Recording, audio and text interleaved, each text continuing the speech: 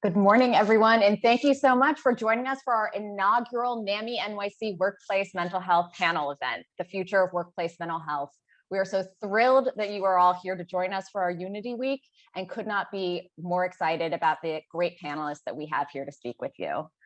I'll start out that I'm Rachael Steimnitz. I'm a new member of the NAMI-NYC team. I started about 3 months ago and have been really focused on expanding our workplace mental health program, which has been such an exciting and wonderful opportunity. Most recently, we've been focused on sort of 3 key areas working with different employers, looking at how we can promote good mental health across all levels of organization, focusing on the relationships that we have in the workplace and how those can affect our mental health and support us if we need some additional challenges. And finally, how we as individuals can take steps to really manage our mental health. Today, we have a wonderful lineup of panelists, and we're going to have some time for Q&A at the end. So please put your questions in the chat and we'll get to as many of them as we can. But let's get started. I'll ask each of you to introduce yourselves, and if you could also share a little bit about your organization and what has brought you here and made you an ally for mental health. And so, Michael, let's start with you. Sure. Thank you, Rachael. Good afternoon, everyone. Michael Baptiste here. My pronouns are he, him, and his. I work for Justworks. I'm the director of diversity, equity, inclusion there. Justworks is a HR tech company focused on helping small businesses reach their full potential through our platform and services. So those are payroll, benefits, compliance, and HR solutions. In terms of the question, I would say I've always, for the most part, obviously been a supporter of mental health. I think the advocacy piece, or like the priority of it, I think came to fruition this past year.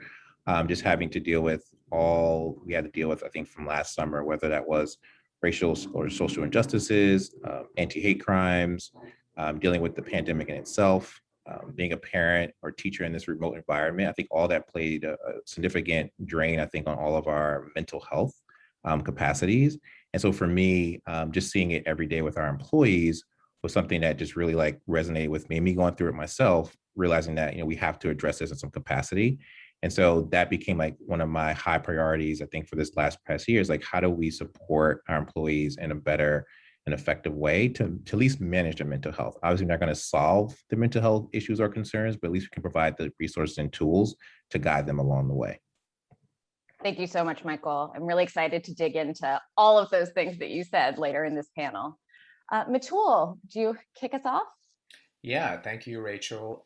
So my name is Mitul Desai. In addition to being a proud board member of NAMI-NYC, I focus full-time on consulting organizations in the field of digital mental health, currently working mostly with organization Fountain House, which started 72 years ago in Manhattan and has since grown to have one of the world's largest community-based mental illness recovery models. And I'm working with them to build an online therapeutic community for people with serious mental illness. And so my journey, to answer your question, Rachael, my journey to today, where I'm not focused full-time on mental health, began probably about 20 years ago when my brother was diagnosed with schizophrenia. And, looking back in retrospect, we had no idea what lay ahead for us. No idea what this disease would do to my brother, no idea how broken the mental health care system is, and no inkling at all what it would do to us as a family and as caregivers. Of course, my brother has faced unspeakable suffering with this disease, but now he's thankfully relatively stable. For us, it frankly shattered our family. And it was only a few years ago when I started to sort of pick up the pieces and figure out how can I integrate this thing, mental health, where I had sort of been, researching it and thinking about it on nights and weekends and been a secret advocate, so to speak. How could I transition from doing that to being more of a public advocate? And it was frankly this voice in my head that wouldn't go away, that this is going to be your life's work. This is going to be the most meaningful work that you're going to do. And it was a voice that wouldn't go away. And I finally decided to listen to it. And it was the smartest thing I ever did. I feel we have a lot of work to do. The problems are hard, but I feel more optimistic than ever about the future. And I think, to the point of this panel, that actually employers have a really large role to play. So really excited to talk about this. Thank you so much for all of your support, Mitul. And we're really excited to have your perspective and that mental health affects all of us, not just those of us who are living with mental health conditions, but our friends and colleagues and family members. And so we're really grateful to have your perspective. Darcy, would you please introduce yourself and tell us a little bit about how you became an advocate here? Sure. So my name is Darcy Gruttadaro, and I'm the director of the Center for Workplace Mental Health at the American Psychiatric Association Foundation. We are the philanthropic programmatic arm of the American Psychiatric Association. And I've been in this role for about 3.5 years. I had, before this, spent 17 years at NAMI, so I'm coming home in a sense. Did really have a great experience at NAMI. I have a lot of family history with serious mental illness, so it was near and dear to my heart. But given the chance to work on the private sector side and really kind of get much more engaged with private sector employers has been thrilling, to say the least. And I would say over the last 3.5 years, it has been a huge growth area. Employers recognize the key role that mental health plays in creating a caring culture, in productivity and performance, and all the key indicators that matter hugely to them when it comes to their bottom line. But also, we are as a nation growing more concerned about creating caring cultures, recognizing that workplaces are communities. So I'm thrilled to be here, Rachael. I'm so excited for NAMI-NYC that you've joined them. You are a terrific addition. So thank you for inviting me. Oh, thank you so much, Darcy. That is so sweet. And April, tell us a little bit about you and Spring Health and your journey. Yeah, absolutely. Thank you so much for having me on this amazing panel. I feel like I'm in an amazing company and I'm really excited for the conversation. I'm the CEO and founder of Spring Health. We are a mental health solution for employers. We are based in New York. I founded the company after more than a decade-long struggle with my own mental health. And I personally went through a really long journey coming to terms with the fact that I struggled with mental illness. And then after kind of realizing I needed help, tried multiple providers, multiple programs, multiple medications to find something that worked for me.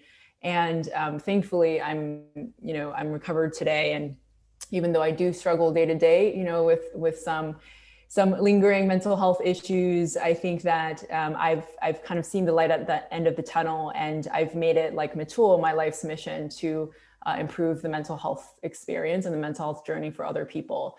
When I looked back on my journey 5 years ago when I started Spring Health, I was really struck by just how lonely my entire journey felt. And I was very struck by how much guessing there was in my care.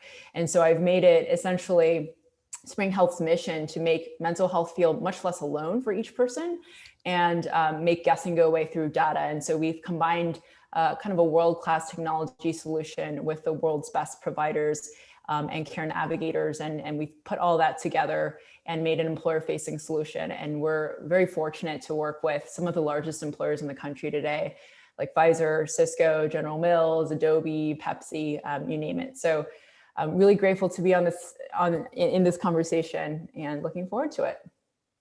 Thank you so much, everyone. And thank you for sharing your journeys. I think NAMI-NYC is really all about community. And so we're really glad to have you be part of this. So let's get into it because I know our participants have tons of questions and I'm excited to hear your thoughts. So a little over a year ago, many of us were in the office and were sent home one day and have not been back in over a year. It's been a rapid shift for all of us. How has the past year affected how organizations are approaching mental health? I think it's important to look at what these changes we've seen in the past are before we start talking about what the future might look like. So Darcy, can you start us out?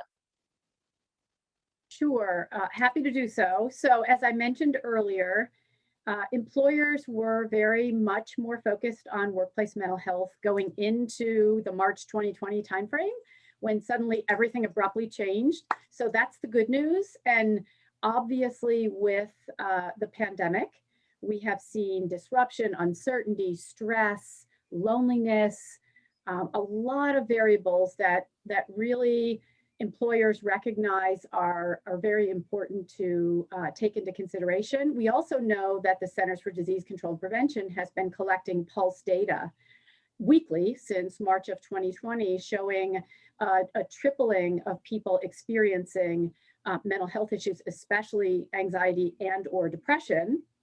And we've also, this data has been so rich and so helpful because they've broken it down by age demographics and race and a lot of really key variables that matter a lot to employers. So they're paying attention to this data.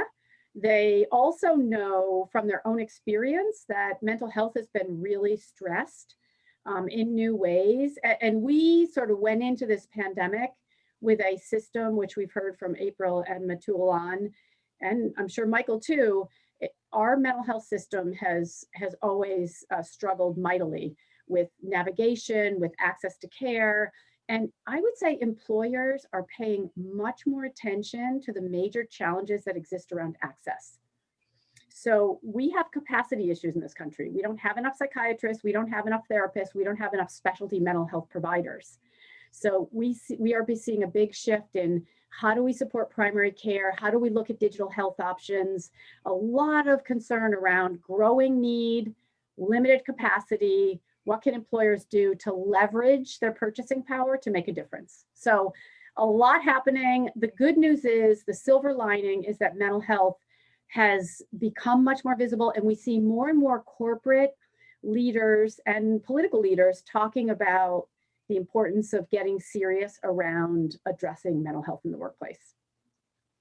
That's really exciting to hear that it's really maintained high priority throughout this. I'm curious what some other folks, April?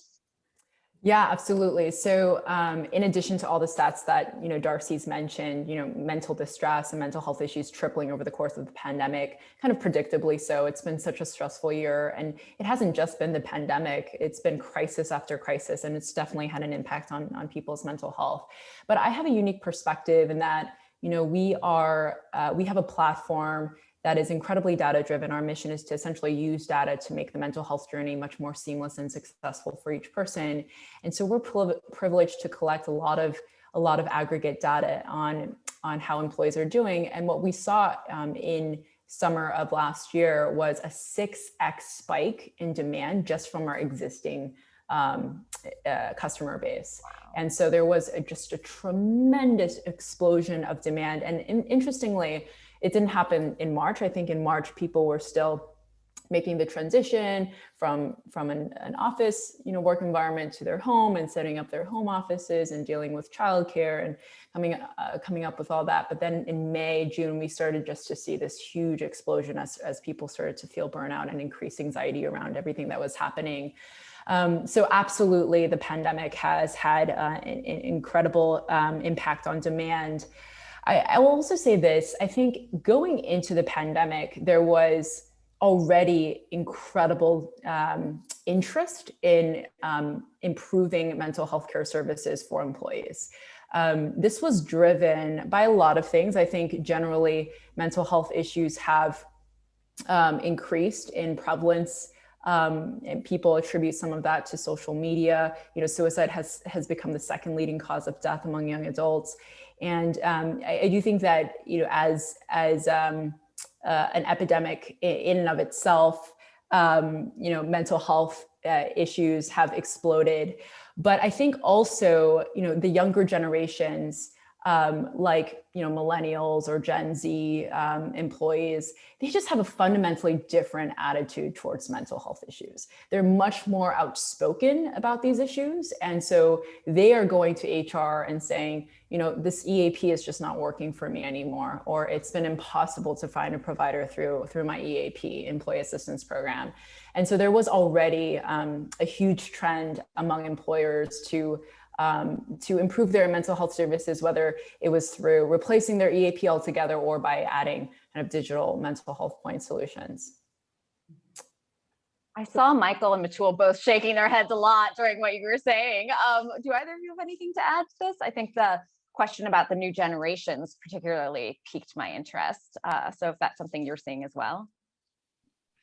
Yeah, I mean, definitely, I think from our standpoint, mental health became a very big priority. But when we think about the overall health and well-being of our employees, that was severely impacted by all the things that are going on. And so, definitely forced us to take a more closer look at that in terms of like the resources that we did have available and how to even adjust those and make those more efficient or more even catering to our current audience and making those diverse as well. And then, regard to the generational thing, I mean, that definitely resonates with me because, I think I'm of a certain age and I come from, a little bit of an old school, in terms of like my employer experience, like we never talked about mental health back in the day. And I hate to say back in the day, but, that was something like unheard of. And so now it's definitely become the norm. And so, definitely I've tried, especially in my organization, and I think many organizations have tried to figure out like, how do we normalize that now in the current employee demographic that we have, because these are true issues that they're having. And the workplace and the world are like intertwined right now. And so there has to be a empathy for that, as well as, some guidance and resources around how to deal with that and manage that effectively. Yeah, I would just say, just to build on what Darcy, April, and Michael said, the talent attraction and retention piece is massive. I think we're going to see differing approaches to the return to work. And we're already seeing it. And that will be, I think that will determine sort of where the next generation goes to look for work, even the current generation. So I think that's a growing lever, I think, for companies that deal with workplace mental health properly, is talent attraction and retention. I think, the other thing to keep in mind is that history shows actually that the mental health effects after a pandemic actually peak a couple of years after the pandemic ends. So we are now just entering, if you want to call it, the sort of second pandemic, unfortunately, which won't peak for another couple of years now, which is the mental health pandemic. And so this is not an issue that's going to go away. It's only, frankly, going to increase. And so I think employers should think about long-term strategies and really structural changes. And what I would say is, as Darcy and April said, I think, employers were thinking about this after COVID. This will accelerate it. I think, the areas where they were focusing were, again, talent attraction and retention, the business case. There's a clear business case for this. I think the next phase is going to be about culture and leadership. It's going to be about outcomes. How can you measure the impact of your workplace mental health benefits? How can you, as an employer culture, lean on training and on workshops to train your managers, to incentivize the right internal comms. You need a multi-pronged internal comms strategy, almost like a campaign, to really make it safe and okay for employees to talk about this, and for managers and executives to be equipped to respond in the right way. And then the outcomes piece, I think that's really going to be important. April mentioned EAPs. I've used EAPs, and frankly, I haven't really had a good experience with an EAP, just at least in my personal experience. EAP utilization rates around 4%. Why is that? That needs to increase. And one way to do that, whether bringing in good benefits is step one, but you want to have a culture where the employees actually use the benefits. So I think there's a couple of different phases that we'll see that will need to happen to respond to this multi-year impact.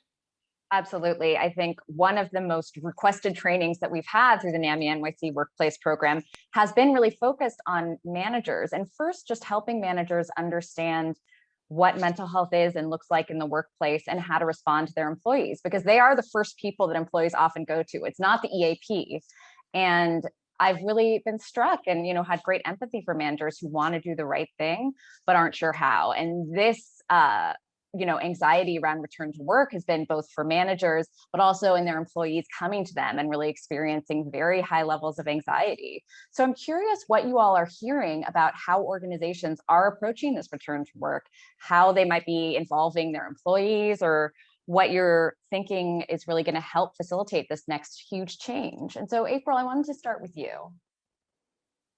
Yeah, absolutely. So employers are really leaning heavily into Spring Health as a strategic mental health partner as they design their return to work, because they know and acknowledge that there's a tremendous amount of anxiety around this transition.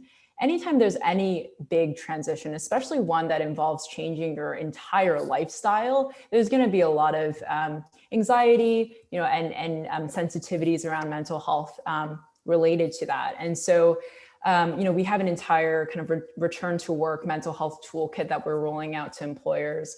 But I'll say, the stance or position that I've taken as CEO of Spring Health, which employs, 150 plus employees, is to really lean into listening and leaning into flexibility and choice, as long as, our employees' choices don't endanger others.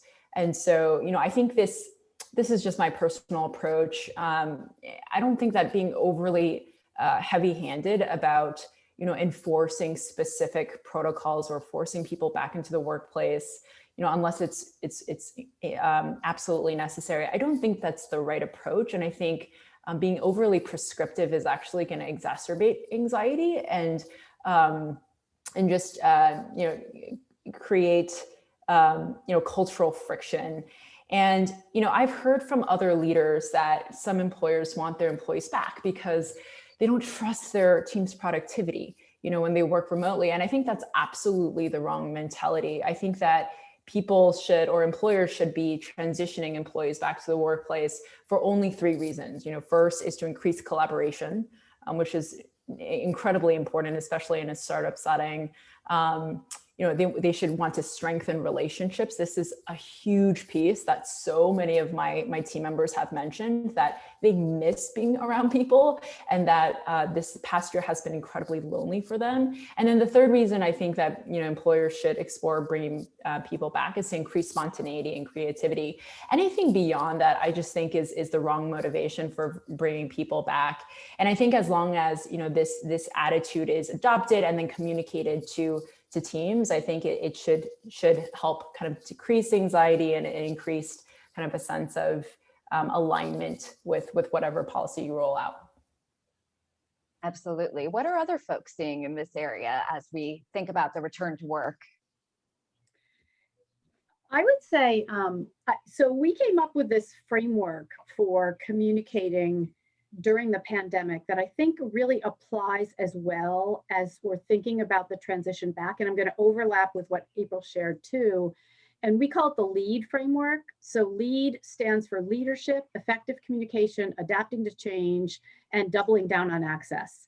And I think in terms of leadership, leaders really need to normalize what people are experiencing. Leaders set the culture of an organization. They need to be using mental health language, that people are anxious, they are disrupted, they really can help to set the culture, and even showing a little bit of vulnerability, which is not a natural reaction for a leader because they always want to be perceived as strong and in control. And so leadership really matters in setting the culture. Effective communication, we work with a lot of organizations of all sizes, a lot are doing surveys of employees, a lot are holding small town halls, a lot are holding sort of, team meetings that involve conversation. So there's this real communications loop that is not only about getting information in a one way, but really creating new dialogue, new conversations. All of that is really important because if people feel heard and listened to, it makes all the difference in the world. The adapting to change is about just what April said. It's about flexibility. It's about thinking about what are our policies and practices.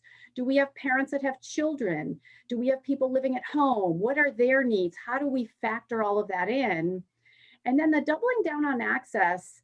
Access is such a big issue. And yes, EAP numbers are 3 to 5% nationally, totally unacceptable. We need to see that better addressed.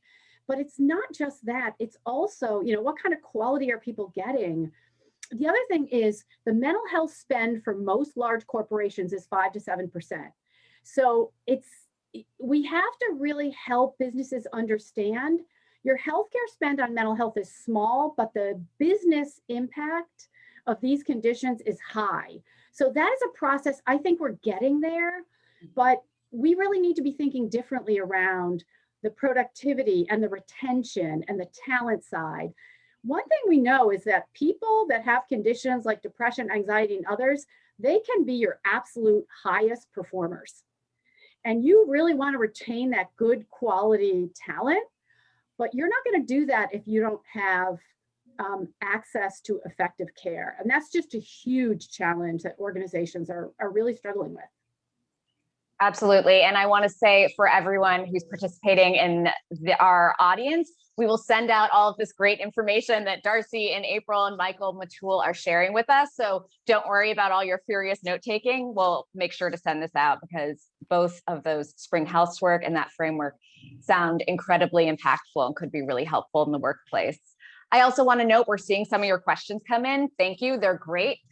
In the last 10 minutes of the panel, we'll work on addressing as many of those as we can, but keep them coming.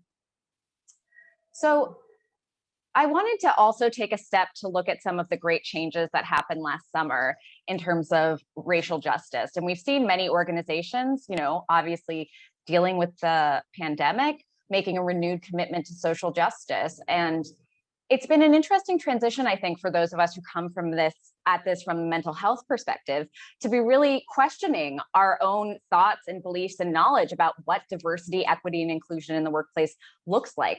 How does this relate to mental health? And how do we need to be bringing in everyone into those conversations to make sure that we're creating a culture that promotes mental health for everyone?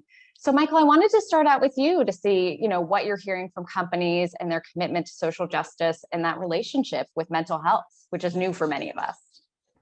Oh, thank you. And you're right. I think it was actually new for me as well. I mean, I think subconsciously I've always seen the connection or correlation between mental health and DEI, but probably more so this year than ever before to see how that really wanes on or drains, I would say, our overall employee well-being. Because you think about DEI, it's really about embracing our differences, creating equitable resources and opportunities for all employees, and creating that sense of belonging.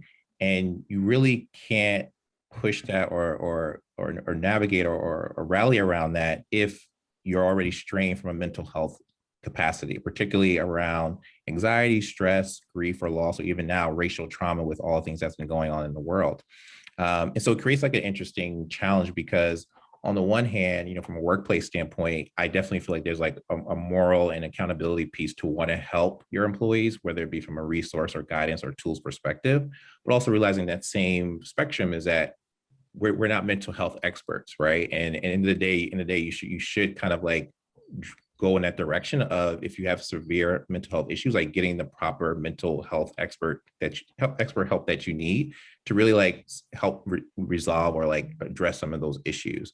But from a workplace standpoint, I think what we've tried to do, and I think most companies are thinking about, is like, how do we normalize mental health as part of just the overall employee experience or overall employee well-being? And so first thing, you just have to acknowledge and embrace it, right? Make it part of your day-to-day. So whether that's part of your one-on-one, some conversations you have with your teammates, with part of your team meetings, but utilize those outlets to say like, this is normal behavior. And, if there are issues that you're having or concerns that are affecting, how you show up to work, that's okay. And communicate that to your managers, employees, or HR team and so forth. And then from our standpoint, let's provide those help and resources and tools to help those who need it and navigate those concerns or issues.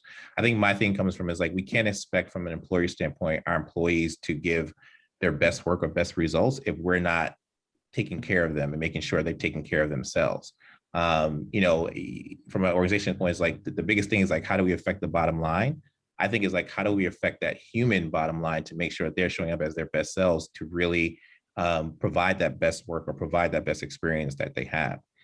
So just some actual things that I think that companies can think about as they're navigating this space or navigating this journey is, I think April said it earlier, is like listen and get the feedback from your employees. What are their concerns? What do they need? And how can you provide support?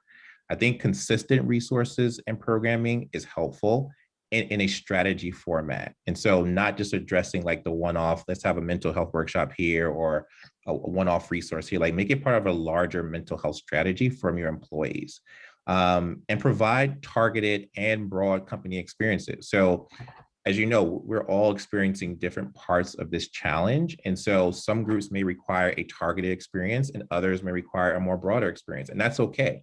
And so as long as you have that in your plan to address it in a myriad of ways, I think that will be helpful and your employees would appreciate that. And then I would say lastly, like be patient with the process. So like there's not one solution that's going to solve all of your needs or all of your employee needs. It's definitely going to be a multi-pronged approach. And so the more that you, I think, embrace and understand it, I think that'll go a long way. And also realizing that I know for me personally, if one employee can walk away from experience and say this was helpful, I found that as successful. And so don't necessarily, go by the numbers per se, but like realize that someone can walk away from a positive experience and really like, appreciate what you've done or the option you provided for them as an employee. And think about it holistically, embrace mental health days, embrace oxygen days. I think about that.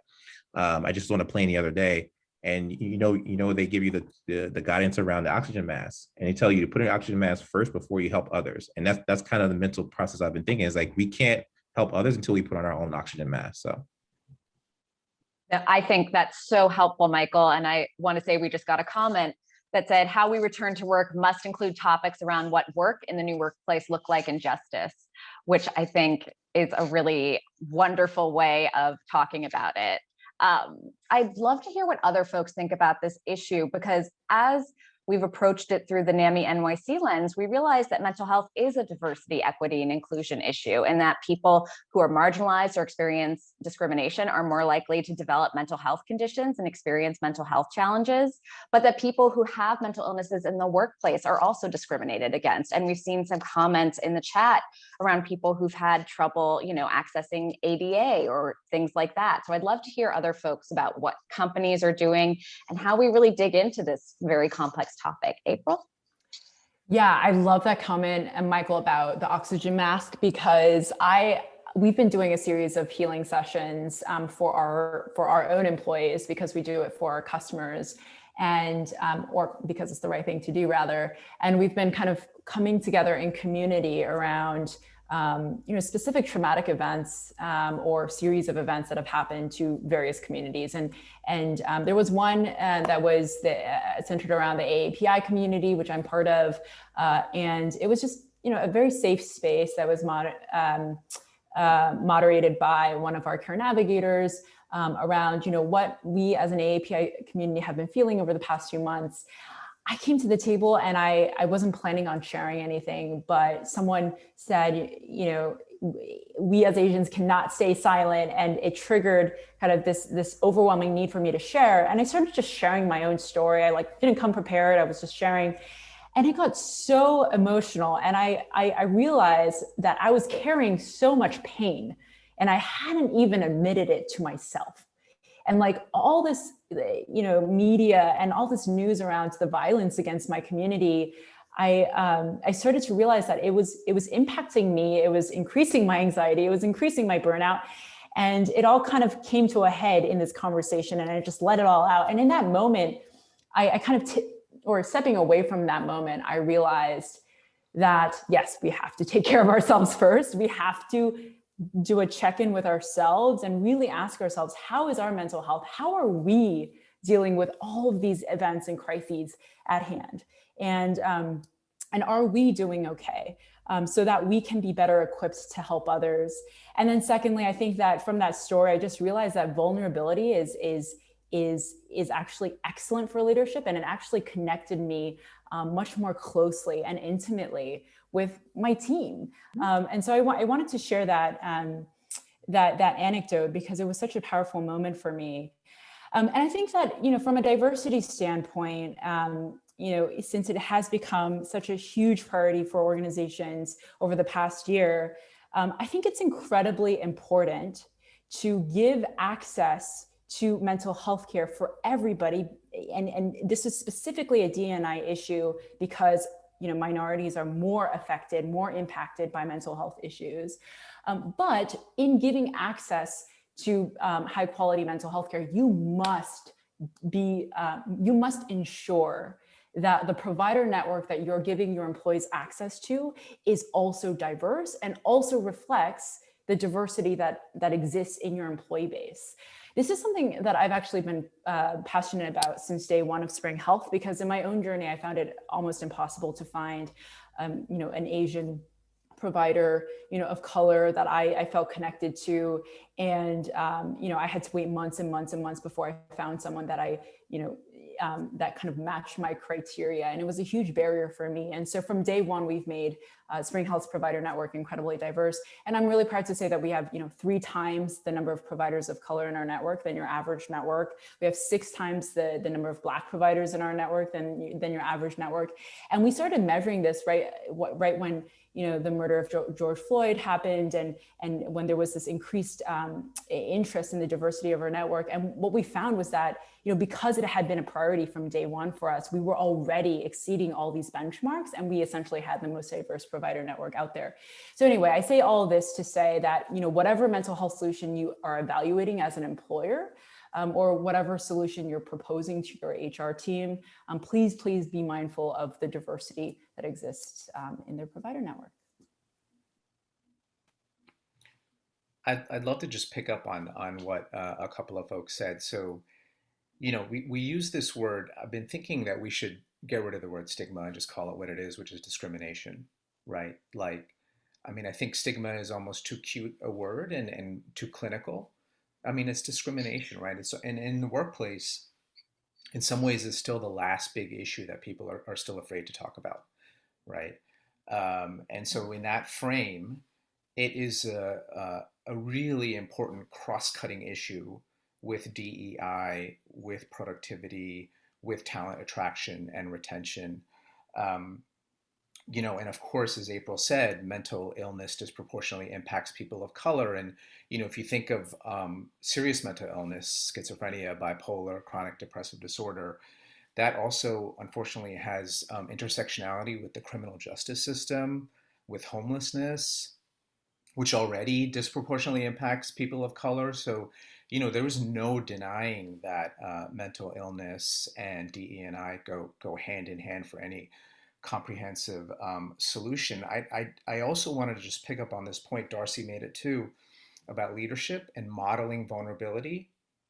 So powerful. This is, even putting mental health aside for a second, modeling vulnerability is how you build teamwork. It's how you build empathy and common understanding. It's how you build psychological safety, which studies have shown is core to teamwork. And I can tell you my little story, when I decided to quit my corporate gig and focus full-time on mental health, I made a point to tell people why I was quitting, that I was quitting because of mental health. And I even shared a little bit of my personal story. And the response was amazing. People who I had worked with for years came to me and revealed their own challenges with mental health. And I had no idea, and so what you do is you give people the space to share this reality that impacts a lot of us, but not enough people talk about. Yeah, Darcy, do you have anything to add to that? I think there's so much there. Yeah, there's so much, and it was so well said by all. So I almost don't want to, but the only thing I'll say is just imagine if we like to talk about bringing your whole self to work. Just imagine if you're someone who's been traumatized, you are having a panic attack, you're feeling anxious. That is a huge distraction from the work, right?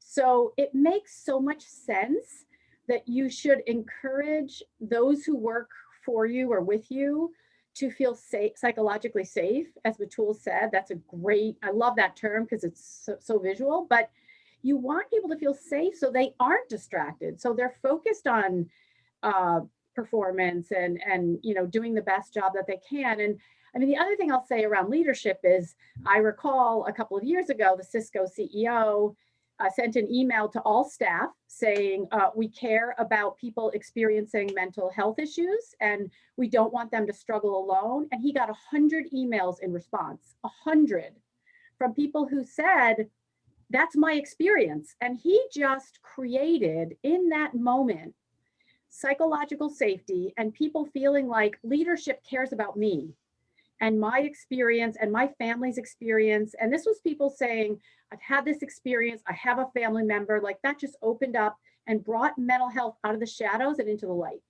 So if you need evidence, and by the way, we're seeing more and more of that. There have been articles people keep sending to me that say I'm a CEO and I know it's time to speak up. So this is happening, and it's a slow process. And I think it was Michael who said it so well. This is not about doing that check the box one off. We did our, our one campaign. This is, I like to say it should be a drip, drip, drip all throughout the year, because that's how people know about your commitment. Actions speak louder than words.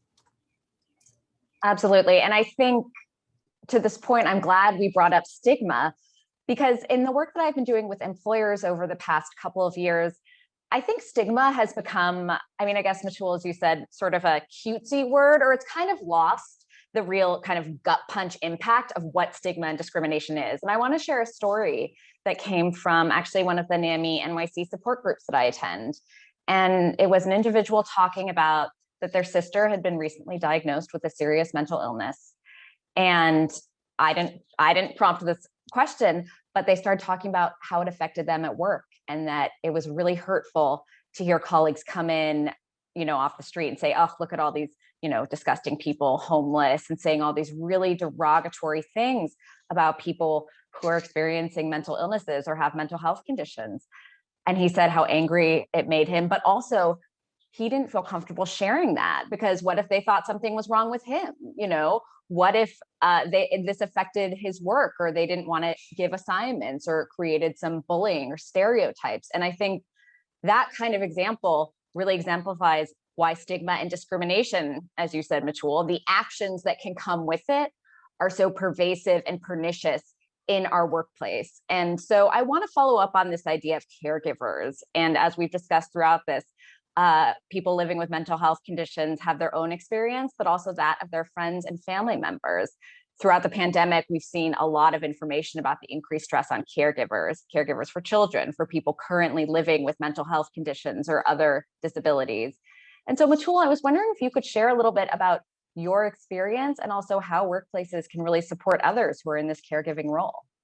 Yeah, thank you. I think, including caregivers in workplace mental health policies is part of the next phase, right? Expanding this out, because if you think about the numbers are pretty clear. I mean, caregiving cuts across all segments of your workforce. So, there's about 40 million, I think, plus caregivers in the US, 10 million just for family members with mental illness alone. 25% of employee caregivers are millennials. So it's intergenerational. And yes, unfortunately, caregiving still falls disproportionately on women, but more men than you think are caregivers as well. So, it's like across genders, it's across generations. And of course, COVID has only increased the number of caregivers. And so if you're an employer, you are touched and need to address caregivers. And I can tell you as a caregiver, and of course my parents have been caregivers as well, it's a lonely, stressful place to be. And it is not a finite thing, right? For many of family members who you're caring for, whether they're elderly or, they have a physical illness or a mental illness, this is your reality for years. And so it takes an emotional toll. It can take, a financial toll. I mean, because of our healthcare system, there's tens of thousands, sometimes hundreds of thousands of dollars of out-of-pocket costs. And so that's the toll on the employee caregiver. And then if you're an employer, it can result, if you don't have the right policies and support systems in place, it can result in, presenteeism, absenteeism. Caregivers, unfortunately, I can tell you, I did this. You sometimes neglect your own health, and so that results in higher healthcare costs for the employer as well. And so the numbers are clear. The costs, if not properly addressed, will show up all over the place, not just in productivity, not just in culture, but also in healthcare costs. And so I think there's a ton of reasons for employers to care. And I can say the solution is not that much different from what folks already talked about, right? It's the culture piece, it's the training piece, it is enhancing the benefits, equipping your employees with information about how to navigate this crazy system, whether it's education or connecting them to coaches, who can be like a sort of a guide as you navigate the system. So, I think there's a ton of reasons to do it, and we know what works. So, so I think it's about time that more employers do it. The other folks on this panel, how can we better support caregivers and their own mental health and that of their family members in the workplace? I think I'd say one way is a lot of organizations are creating employee resource groups, depending on the size, so really ask your employees who are caregivers who are willing to share. I'm such a big proponent of people who are caregivers know what their needs are, and it's true that they may not feel entirely safe, which is why employee resource groups are so important, because it's a way to come together, not just for peer support, but also to communicate via your group to leadership about what the needs are. So I think that's really critically important. And I mean, I'll just give one little anecdote. I've actually befriended a woman from NAMI-NYC for many years now. We talk frequently. She was a software development engineer at IBM 15 years ago, when there were not a lot of women who were software development engineers, and her son developed schizophrenia when he was 18 and would go missing for long stretches of time. Anyone at NAMI knows what that's like. And ultimately she had to leave the workplace. Now, I think because she would need to, find her son and get help for her son. And that is not unusual for people who have loved ones, as I'm sure Mitul knows very well, with SMI, serious mental illness. So IBM, I'm sure it was probably 20 years ago, actually. Hopefully they've made some progress, as have other employers, and I think they have. But the reality is you don't want to lose your high performers to that, especially if they don't feel safe coming forward talking about what their needs are. So really think about, how do we create those communication loops so we can learn about their needs? And not necessarily by person to person, but maybe with a group that makes it feel safer. Absolutely. Does anyone else, April or Michael, have anything to add about this topic in particular? All right. Well, April, please go ahead. Oh, no, I was just going to say, I'm not an expert in this domain. And, I've been learning, frankly, from Mitul and Darcy. So, yeah, I don't have much else to add. We just got a really beautiful comment that I think is a perfect way to wrap up this section of the panel.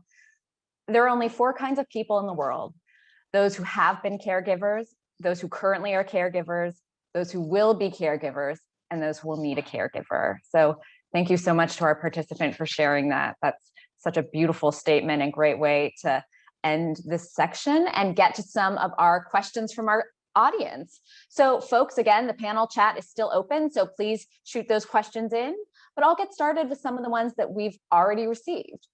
We got a question about how do we keep teams motivated while they are currently still working remotely, which I think relates to many of us. And so Mitul, I wanted to start out with you on this, as I know you've mentioned some psychological safety and other issues. Yeah, that's a great question, very important question. I think first and foremost, it's developing a thoughtful return to work policy, because either the absence of a policy or maybe a policy that is suboptimal creates some anxiety and actually is demotivating. So I think that's certainly step one. I think I'll just underscore this point about modeling vulnerability as a leader. If you're a leader of a team, or even if you're not a leader of a team, sharing with your colleagues, kind of, maybe you're feeling anxiety, maybe you're excited. There's a whole range of feelings that people are feeling. Now share that with your colleagues, and that is supportive. It's protective of your mental health, and it's certainly motivating. And then I'll underscore what April said. I think it is exciting that we will eventually be able to go back and, even maybe you're going back now and meet people in person, and that's a positive thing. And that's, I think something we should celebrate, but it's really has to be done with the right leadership and the right policies. I think you can also, I will say, as someone who works in digital mental health, and I'm sure April knows this as well, there's other platforms besides Zoom that you can use if you're still remote to drive more engaging collaborative work. I think that's also something people should think about as well. Michael, I know that you work with many different companies who are probably working through this issue right now. Do you have any tips for how to keep workers motivated while they're remote? Yeah, I would just say, I mean, I'll echo what Mitul said, but I'll also say just like humanizing the experience a little bit more, creating opportunities for more wellness checks and opportunities. I think that's crucial, I think, particularly in this remote environment, because we've lost that person-to-person touch. And so the more we can lean into kind of like the overall, like, how are we doing as humans and how are we just managing the day and the different things that are going on, I think is truly, truly important. One thing that we've adapted in my company is we work with an outside vendor, but we've created kind of these monthly gatherings around just anything and everything that, you know, takes us mind like off of the work stuff and really create more bonding opportunities with our teams. We've done chocolate tasting virtually. We've done kind of like some Zoom escape meeting opportunities, escape room opportunities. So I think just the more you can be creative about creating that additional bonding experience, I think in this remote space, I think is a little bit better because it allows you to see the human side of your teammates, the human side of your team members. So. Absolutely. So we have some, oh, April, go ahead. I just have a quick thing I wanted to add. So for us, we've done a series of like offsites, even for remote workers, for fully vaccinated folks. It makes such a difference. And it doesn't mean that you have to go back to full-time, in-person work. Even just that, a few days or just even one day of gathering everyone together, sharing stories, building relationships, it completely re-energizes folks and helps motivate them. So I just wanted to add that. No, thank you. And I'll say I saw April speak about how she was supporting her staff at the beginning of the pandemic in a total separate panel. And one thing I thought was nice is they sent out a gift card so people could order some takeout while we were all stuck at home in this initial stage.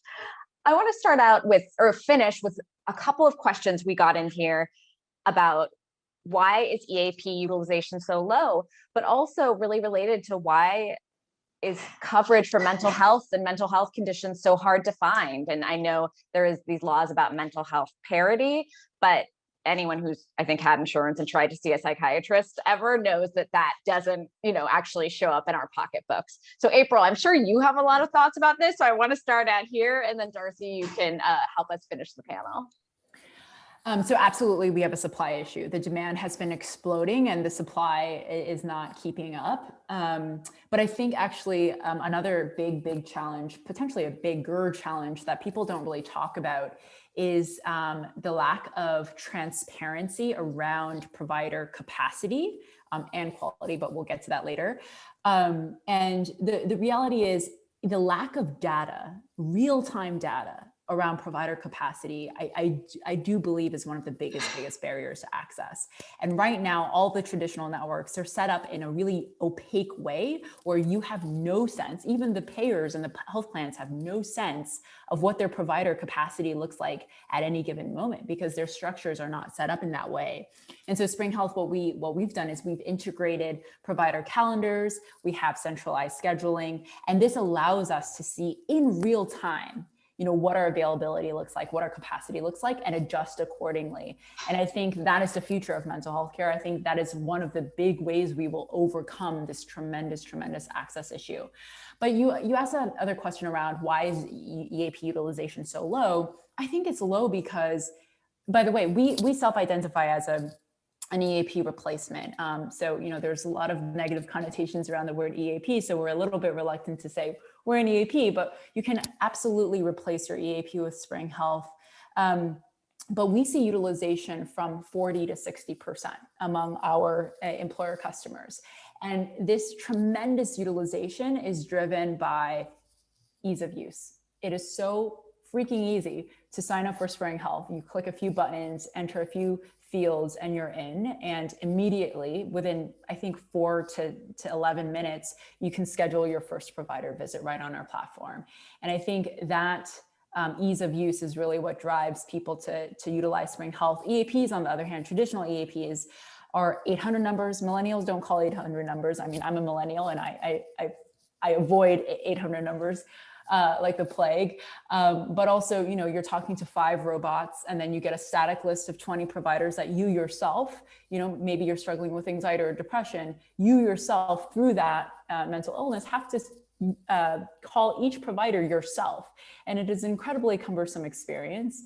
It's not easy at all. And so, it doesn't drive great enthusiasm, and it doesn't drive great utilization. So, yeah.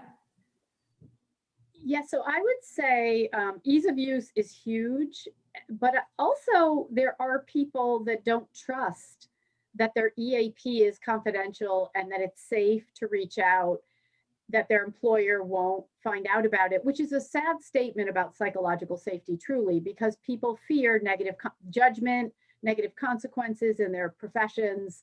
There's a lot to that as well. So you've got sort of that concern about privacy, confidentiality, not necessarily wanting to reach out to kind of mental health.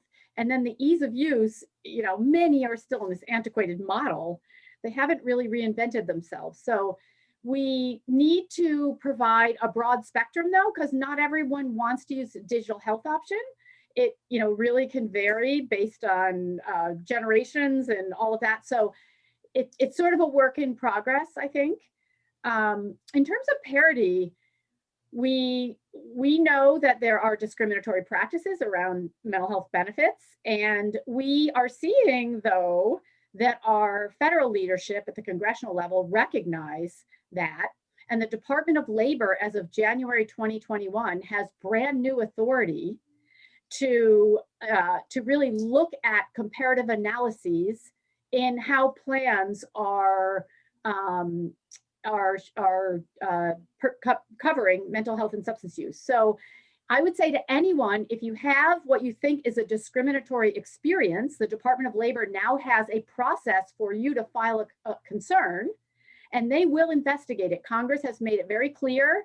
Parity has not been taken seriously to date, but it's time we really get serious about it. So I would say, if you're really interested in it, the Department of Labor has put out some frequently asked questions, FAQs, as of April 2021 that are written for a layperson. So I think you can read it and understand it. And I would say, file a complaint with DOL if you're worried about coverage not being what it should be. But we have a ways to go. And, I think we really need to be careful that we have options available along a continuum to people. So we have digital options, we have in-person, we have a full array of options because people need that kind of full array. So, we have a lot of work to do in this country, but we'll get there. I'm convinced. That's really exciting to hear that these new guidelines came out this year, and I think a really great way to end our panel looking towards the future of mental health. I hope everyone listening here has taken away some really good guidance. I know I have, about really the importance of modeling the behavior I wish to see, in my teammates and in my colleagues, really looking at different types of activities and access that we can increase to incorporate different people and how they access their care, and the importance of really taking a holistic view and who we're talking about when we talk about workplace mental health. It's not just the individual, it's caregivers. It's looking at our DEI work groups and our full teams to really think about what this means for everyone. With that, I really give a huge thank you to Michael, to Mitul, to April, to Darcy. Thank you so much for your support and being here with us on our first event. Thank you so much to everyone who took the time and gave us these wonderful comments in this process. We will follow up with lots of great information that our panelists shared here in an email. But again, thank you everyone. Have a wonderful week, and we will hopefully see you all soon.